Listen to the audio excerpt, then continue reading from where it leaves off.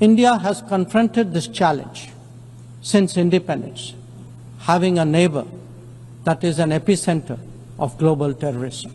Major international terrorist attacks are traced back to that one country.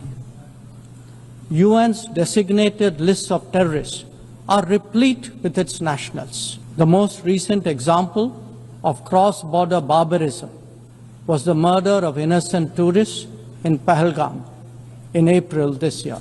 Madam President, Excellencies, while asserting our rights, we must also firmly face up to threats.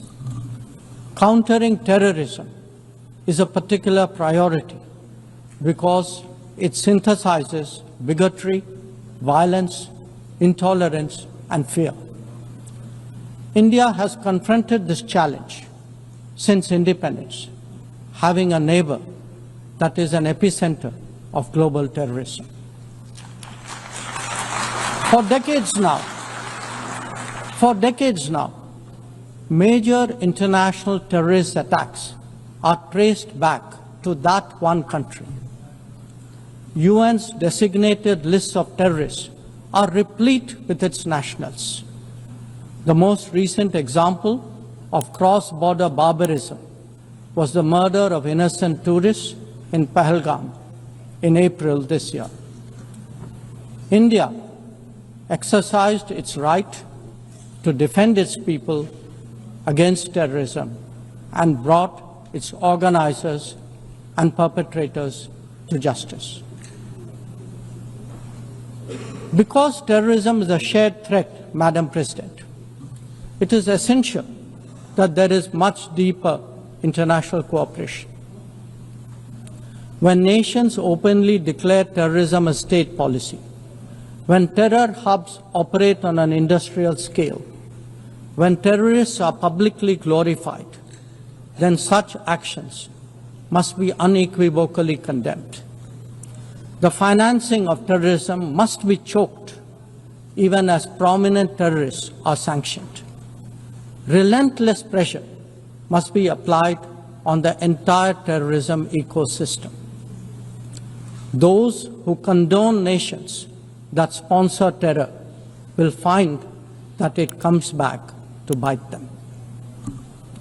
Madam President, an objective report card will show that the UN is in a state of crisis.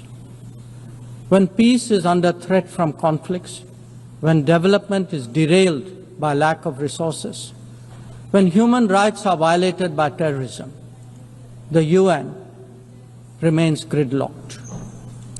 As its ability to forge common ground diminishes, belief in multilateralism also recedes. Central to the erosion of the UN's credibility has been resistance to reform. Most members strongly desire change, but the process is being made an obstacle to the outcome. It is imperative that we see through this cynicism and purposefully address the reform agenda. The historical injustice done to Africa should be redressed. Both permanent and non-permanent membership of the Council must be expanded. A reformed Council must be truly representative, and India stands ready to assume greater responsibilities. Madam President, today the predicament of the Global South is especially acute. Bharat, under the leadership of Prime Minister Narendra Modi, believes that it has both a duty to contribute and an obligation to motivate.